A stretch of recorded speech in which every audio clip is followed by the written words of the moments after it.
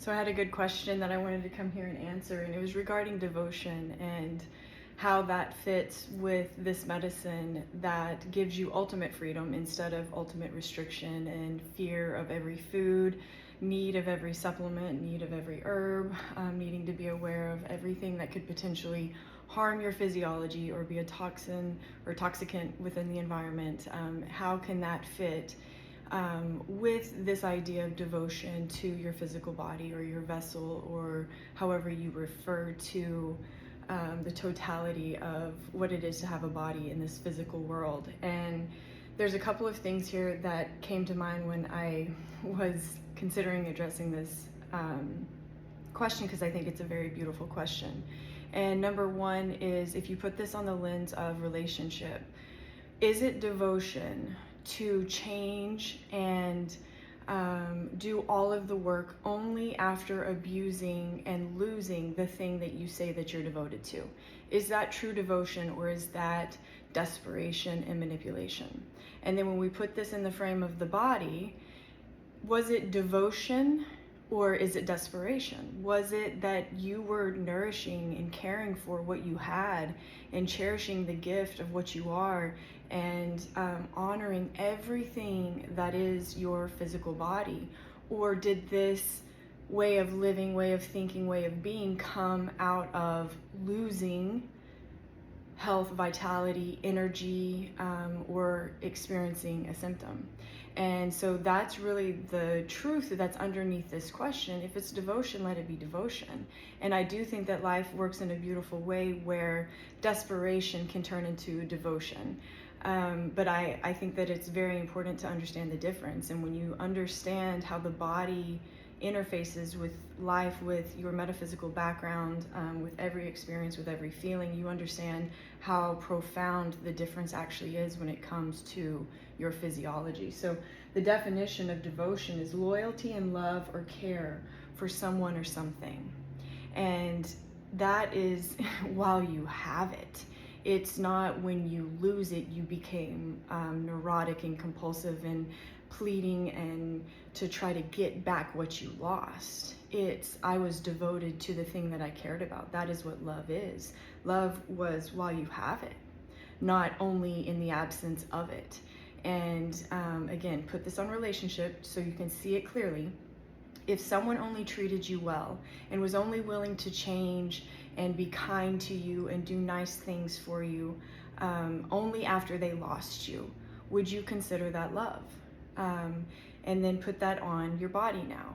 Is it love? Is it a true act of love to do all these quote unquote healthy things? Is that the vibration that your body is experiencing, or is the vibration not that of devotion and love, but that of desperation and manipulation? And that's the difference that I'm talking about when I'm talking about the truth of your actions, not just what they look like. It's not that these foods don't have positive inputs into the physical body, but a life that's lived, and you have to have only these things to be well, or you have to avoid everything that could potentially push your physiology in any way.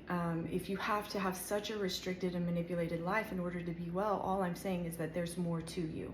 There's more to life, there's more to your body, there's more to health, there's more to healing, there's more to wellness, and there's so much more to this life than that. And so you've got to go look at the truth of what's going on. Is it devotion or is it desperation? And then what would it look like to be devoted to what you have now, the health that you have now, and then be dedicated and committed to going back and repairing where you weren't devoted, repairing where you didn't love and appreciate what you had? And how can you make that a true action instead of one that's manipulative in nature?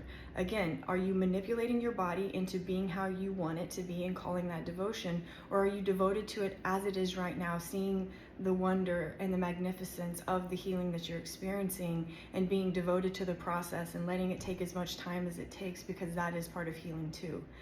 Or are you putting a timeline on it? Are you trying to manipulate it so that it looks or behaves or feels how you want to feel, but you really haven't addressed what actually got you to that point to begin with. And so this is this beautiful question and a beautiful topic that I would encourage you to go in on your own. What do you think about it? What do you think devotion truly is, love truly is in the truest sense? Is it love to only start caring when you lose something? Or is it devotion to start doing all of these things only after you've abused and lost something? Or is the devotion while you have it? Is the devotion being so grateful for what you do have? And can you put devotion in this moment here, no matter where your health is at? Can you put devotion in here in a true way and let that evolve and translate into your tissues, into health and well-being that you might have lost because you weren't devoted? And to see it this way, instead of seeing restriction and manipulation as the devotion, I don't think it is. I think it's a good, a virtuous way to go about it. But I think the truth is that the devotion wasn't there, and that's why we're often asked through symptoms, through healing, to really go back and see what's true about ourselves and go and be devoted in those places we weren't. Go love in those places we weren't loving. And this starts with the self first, and will always translate into any type of relationship, you with others, you with life, you with your environment. But it's a start with you first. See what's true in you first. See the truth of your actions.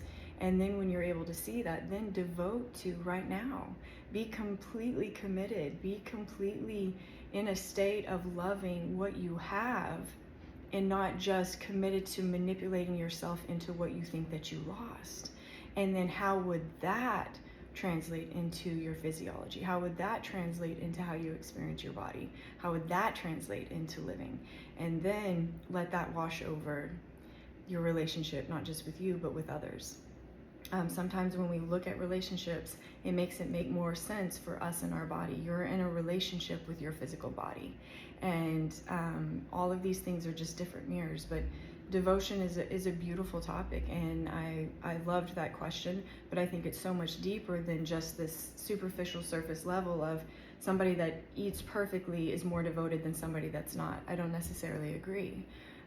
What is the intention behind, and why did they even get to a point where they had to be so restricted? These are these more beautiful questions that will lead you to a truer answer, that will lead you to an action that's actually being needed. And then eat well, because why not? Treat your body the best you can, because why not?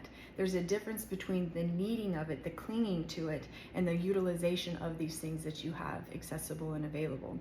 And living the difference is the beauty, is the freedom, because if you're not free, there's more for you to see, especially when it comes to the physical body. Your body wants to heal. Your body knows wellness. Your body knows healing. Your mind does not.